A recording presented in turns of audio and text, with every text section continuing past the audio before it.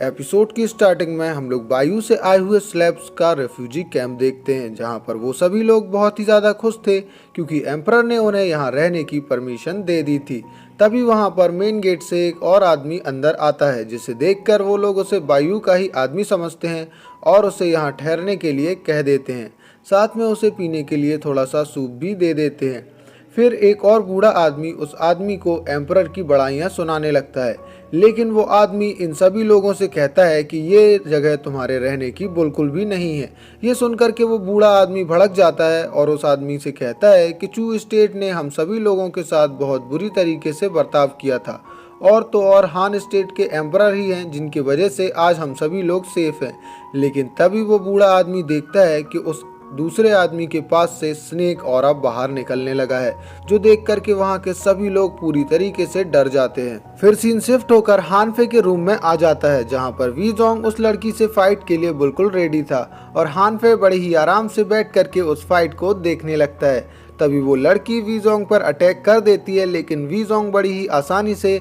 उसके सभी अटैक से बचने लगता है। फिर हम देखते हैं वहाँ पर मिस जीनू भी पहुँच चुकी हैं और फिर वो हानफाई से बात करने लगती हैं कि इस लड़की ने अपने पहले ही अटैक में अपना वीक पॉइंट बता दिया। तो हानफाई कहता है कि वी जोंग इतना ज़्यादा पावरफुल है कि इस लड़की को वो एक पल में ही हरा दे, क्योंकि वो किसी भी एनिमी का वीक पॉइंट बड़ी ही आसानी से पता कर लेता है और एनिमी सिर्फ तभी बच सकता है जब वो अपनी फुल स्ट्रेंथ से अटैक करे। फिर वो लड़की अपनी बहुत कोशिशों के बाद भी वी जोंग पर एक खरोंच भी नहीं दे पाती है। तभी वी जोंग उसकी स्वॉर्ड को पकड़ लेता है और उस लड़की को बड़ी ही आसानी से गिरा देता है और फिर तलवार उसके गले पर रख देता है, जो देखकर हानफे तालियां बजाने लगता है। लेकिन फिर से सीन शिफ्ट होकर रेफ्यूजी कैंप पर आ जाता है, जहां सभी लोग उस आदमी से डर कर भाग रहे थे क्योंकि वहां पर बहुत सारे स्नेक्स आ चुके थे और एक बहुत बड़ा ब्लैक स्नेक ऑरा वहां पर घूमने लगता है और लोग अपनी जान बचाने के लिए पूरी कोशिश करने लगते हैं। तभी वो बूढ़ा आदमी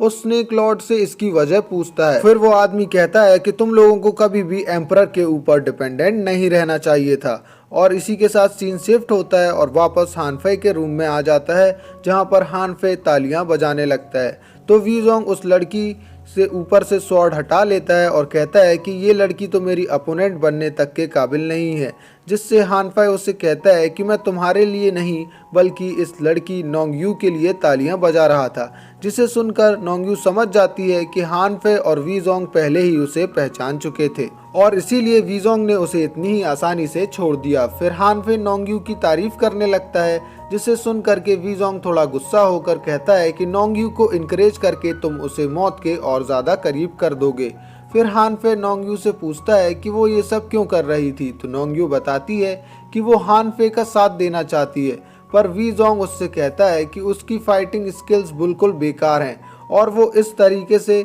बिल्कुल भी हमारे साथ काम करने के काबिल नहीं है और मेरे क्विक स्टैंड में कमज़ोर लोगों के लिए एक भी जगह नहीं है। फिर हानफे नोंगयू से कहता है कि उसके फादर ली काई ने उसे बचाने के लिए बहुत मेहनत की है और वो कभी नहीं चाहेंगे कि तुम अपनी लाइफ को इतने रिस्क में डालो। तभी मिस जीनू कहती है कि नोंगयू कुछ ही देर में वी जोंग को उसके दोनों हाथ यूज करने के लिए जरूर मजबूर कर देती, तो हमें उसे अंडर एस्टिमेट नहीं करना चाहिए। फिर वो आगे बताती हैं कि उन्होंने पर्पल ऑर्चिड हाउस की सभी लड़कियों को नोंगयू की तरह ही ट्रेनिंग दी है, जिसे सुनकर हानफाई नोंगयू से कहता है कि क्विक स्टैंड ने हजारों खतरों का सामना किया है और एक बार इसमें ज्वाइन हो गए तो फिर पीछे हटने का कोई भी रास्ता नहीं है। तभी नोंगयू कहती है कि आप तीनों ने मुझे और मेरे जैसे सैकड़ों लोगों की जान खतरे से बचाई है। अभी भले ही मैं इतनी ज़्यादा काबिल नहीं हूँ, पर मैं आप लोगों का साथ मरते दम तक देना चाहती हूँ। फिर हानफाई नोंगयू से पूछता है कि क्या वो जिंदगी और मौत के पहले ट्रायल को देखना चाहती है, जिसे सुन करके नोंगयू हाँ में जवाब देती है।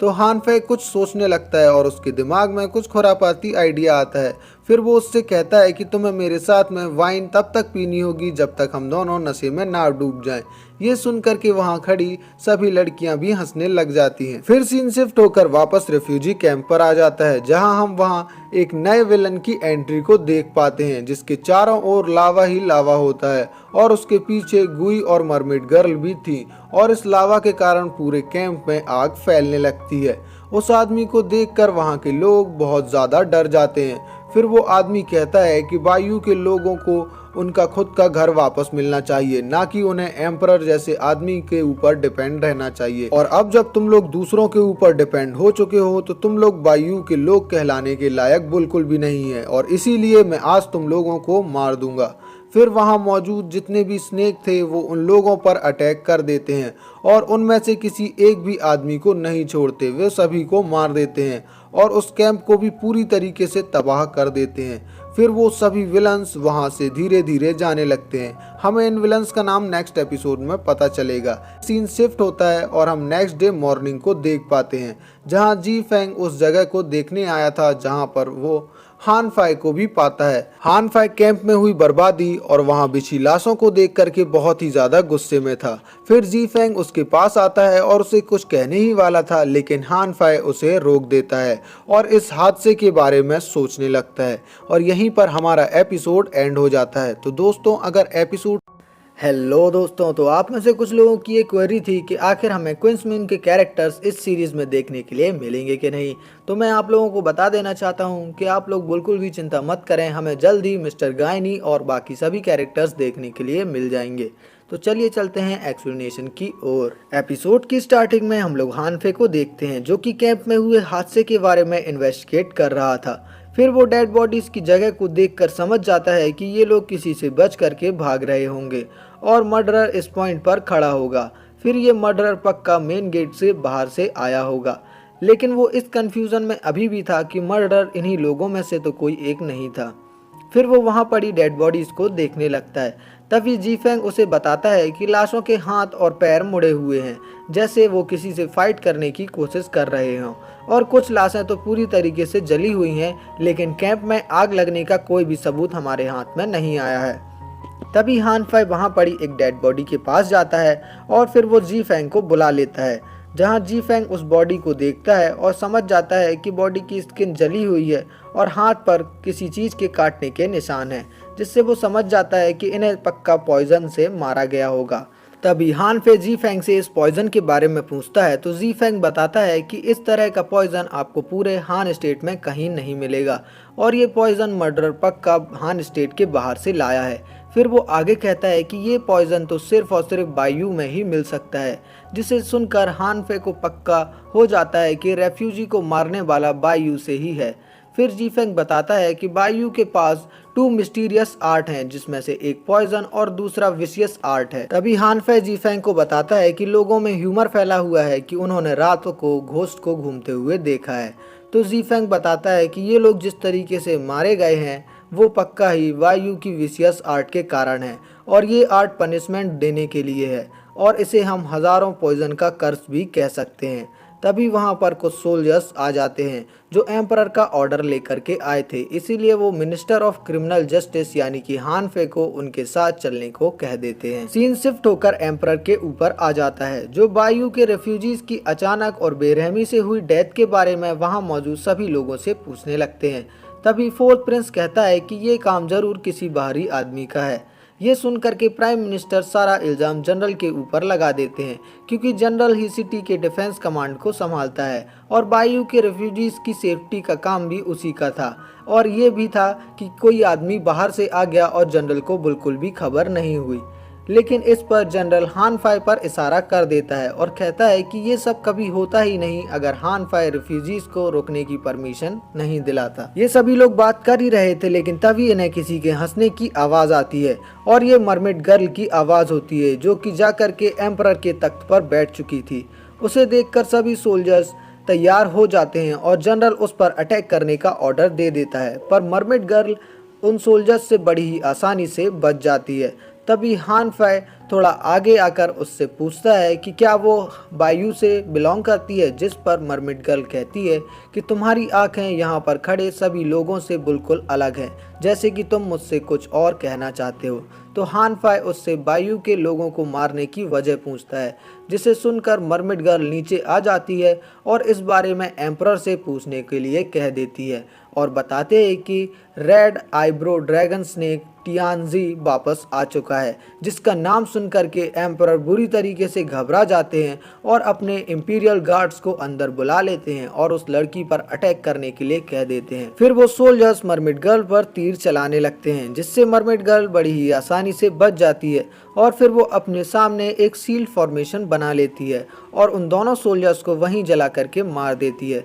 फिर एक और सोल्जर्स उस पर अटैक करने आता है, लेकिन वो उससे ही बड़ी ही आसानी से बच जाती है और उसे मार देती है। उसके बाद सभी सोल्जर्स उस पर धावा बोल देते हैं, लेकिन वो उन सभी को मारने लगती है और फिर इन सभी लोगों के चारों तरफ घूमने लगती है और इनके चारों तरफ एक फायर सर्कल फॉर्मेशन बना देती है और जल्दी से बाकी सोल्जर्स को भी मारने लगती है। मरमिड गर्ल की स्पीड बहुत ज़्यादा तेज थी, लेकिन हानफे उसे बड़ी ही आसानी से देख पा रहा था। उसके बाद वो जाते जाते बताती है कि उसके मास्टर टियानजी ने क्राउन प्रिंस के लिए कुछ सोच कर रखा है। ये सुनकर के एम्परर बुरी तरीके से घबरा जाते हैं और हानफे भी सोच में पड़ जाता है। इसके बाद वो मरमिड गर्ल वहाँ से चली जाती है, लेकिन मैं आपको बता दूँ टियानजी इन सभी विलन्स का बॉस है और इसको हमने रेफ्यूजी कैंप में देखा था। सीन शिफ्ट होकर के क्राउन प्रिंस के मेंशन के बाहर आ जाता है, जहां हम बहुत सारे सोल्जर्स को घायल पड़ा देखते हैं, जैसे उन पर किसी ने अटैक कर दिया हो। तभी हम वहां पर गुई को देखते हैं, जो कि एक बहुत बड़े पिलर को अपने एक ही हाथ से उठा करके